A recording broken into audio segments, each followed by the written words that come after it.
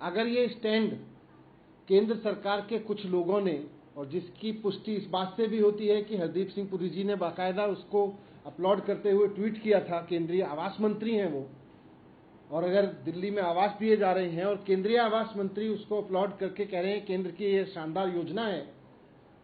और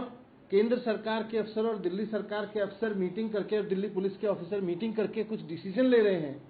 और फिर उनको बिना चुनी हुई सरकार को दिखाए एलजी के अप्रूवल के लिए भेज रहे हैं, तो फिर ये करा कौन रहा है? अगर केंद्र सरकार इसके खिलाफ है तो फिर कौन करा रहा है? दिल्ली सरकार से छिपा के किया जा रहा है, चुनी हुई सरकार से छिपा के किया जा रहा है, तो करा कौन रहा है? केंद्रीय मंत्री जी इसकी तारीफ कर रहे हैं, तो फिर करा कौन रहा है? केंद्र सरकार के ऑफिसर्स भी मीटिंग्स में डिसीजन ले रहे हैं, तो करा कौन रहा है? तो इसीलिए मैंने गृह मंत्री जी को, केंद्रीय गृह मंत्री जी को चिट्ठी लिखी है अभी, और उसमें मैंने उनसे ये रिक्वेस्ट किया है कि पहली बात तो ये कि आप केंद्र सरकार का स्पष्ट रुख देश के सामने रखें,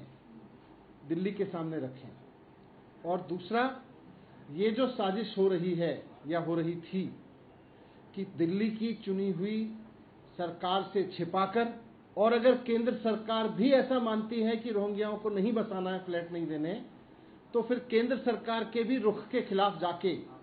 ये डिसीजंस किसके कहने पे लिए जा रहे थे कि जो रोहिंग्या यहाँ पर रहते हैं, इलीगल माइग्रेंट हैं, घुसपैठिए हैं,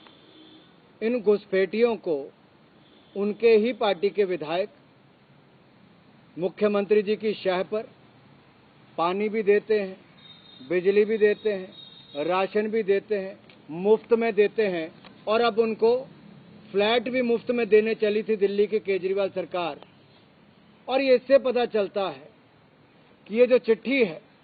इसमें स्पष्ट तौर पर दिखता है कि तारीख भी ऊपर लिखी हुई है 23/6/2021, जब दिल्ली की ही सरकार के अधिकारी चिट्ठी लिखी